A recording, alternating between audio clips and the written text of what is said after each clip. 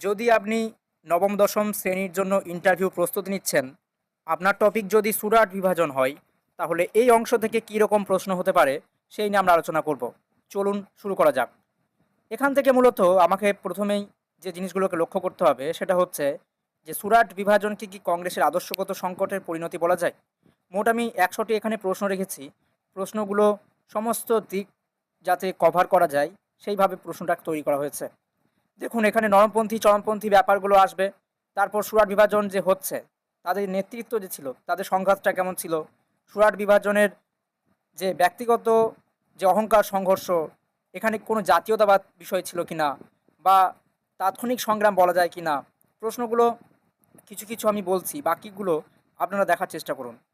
তাছাড়াও এখানে দেখুন বিভিন্ন ধরনের প্রশ্ন রয়েছে, যেমন ডিভাইড অ্যান্ড রুল নীতি কতটা কার্যকর ছিল এই বিভাজনকে ত্বরান্বিত করার জন্য, বা এখানে আদর্শ বনাম বাস্তবতা দ্বন্দ্ব হয়েছিল কিনা। তাছাড়াও আমরা এখানে লক্ষ্য করেছি যে নেতৃত্বের একটা সংকট কিন্তু চোখে পড়ার মতো ছিল। এছাড়াও এখানে কংগ্রেসের রাজনৈতিক যে পরিপক্কতার অভাব সেটা দেখা গিয়েছিল কিনা, বা বলা যেতে পারে সুরাট বিভাজনের তাৎক্ষণিক রাজনৈতিক প্রভাব কী ছিল। এছাড়াও অন্যান্য যে প্রশ্নগুলো রয়েছে, ইতিহাসের এটাকে টার্নিং পয়েন্ট হিসেবে দেখবেন কিনা, কংগ্রেসের পুনর্গঠনে এই বিভাজনের ভূমিকাটা কোথায় ছিল, বা বলা যেতে পারে যে মতবিরোধ থাকা সত্ত্বেও ঐক্য বজায় রাখার কৌশল কি হতে পারত। সুরাট বিভাজন কি সংগঠন পরিচালনার ব্যর্থতার উদাহরণ ছিল? আপোষ এবং সংগ্রামের সমন্বয় কি সম্ভব ছিল এই বিভাজনে? বা কংগ্রেসের যে অভ্যন্তরীণ শাসন ব্যবস্থা কতটা কার্যকর ছিল এই বিভাজনে? অন্যান্য প্রশ্ন যদি আমি বলি, যে সংগঠনের শৃঙ্খলা ভেঙে পড়ার কারণটা কী ছিল? হঠাৎ করে দুটো দলে ভেঙে যাচ্ছে, শারীরিক সংঘর্ষ পর্যন্ত পৌঁছাচ্ছে, তার বিষয়গুলো কী? এই জিনিসগুলো আমাকে দেখতে হবে। এছাড়াও কংগ্রেসের যে ভাবমূর্তি সেটা তো কিন্তু ক্ষতিগ্রস্ত হচ্ছে। এরকম একটা বিভাজন অনেক আগে থেকেই চলছিল, কিন্তু একটা সংঘর্ষে পর্যন্ত পৌঁছাচ্ছে, চেয়ার ছোড়াছুড়ি অবধি হয়েছে এই বিভাজনটাতে। তাহলে সেগুলো আমরা কিন্তু এখানে লক্ষ্য করতে পারছি। এছাড়াও আমরা দেখছি সুরাট বিভাজন কি ভবিষ্যতের জন্য একটা সতর্কবার্তা দিয়েছিল? ঐক্য ভাঙার ফলে একটা জাতীয় আন্দোলন কিন্তু কীভাবে ক্ষতিগ্রস্ত হচ্ছে। এছাড়াও এই বিভাজন থেকে কি শিক্ষা পাচ্ছি, বা মূল শিক্ষাটা কী ছিল?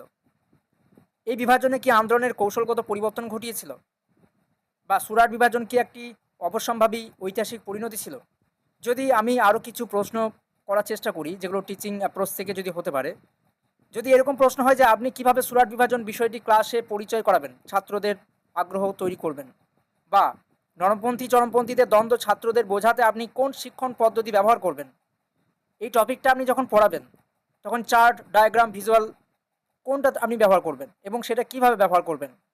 বা এরকম প্রশ্ন যদি হয় যে ছাত্রদের মধ্যে বিশ্লেষণধর্মী চিন্তা গড়ে তুলতে আপনি কোন ধরনের প্রশ্ন করবেন আপনি। আমরা জানি যে ক্লাসরুমে দুই ধরনের ছাত্রছাত্রী থাকে, দুর্বল এবং মেধাবী। তাহলে দুই ধরনের ছাত্রদের জন্য কিভাবে আলাদা শিক্ষণ কৌশল আপনি প্রয়োগ করবেন, এই অধ্যায়টা আপনি যদি পড়ান, তাহলে ছাত্রদের সক্রিয় যে অংশগ্রহণ আপনি কীভাবে নিশ্চিত করবেন, বা এই বিভাজনটা বর্তমানে রাজনীতির সঙ্গে আপনি কীভাবে যুক্ত করবেন। আর যাদেরকে আপনি পড়ালেন তখন এই টপিকটি আপনি কিভাবে মূল্যায়ন করবেন যে সত্যি তারা বিষয়টাকে বুঝতে পেরেছে বা বোঝার ক্ষেত্রে সক্ষম হয়েছে, কোনো দুর্বলতা নেই। তাহলে আপনাকে এই ধরনের প্রশ্নগুলোকে কিন্তু প্র্যাকটিস করতে হবে এবং এর উত্তর খোঁজার চেষ্টা করতে হবে। আমরা পরবর্তী ভিডিওতে অন্য টপিক নিয়ে কথা বলবো। যদি আপনাদের টপিক রয়েছে কমেন্টে জানান কোন টপিক নিয়ে আপনারা ভিডিও চাইছেন। দেখা হবে পরের ভিডিওতে। ধন্যবাদ।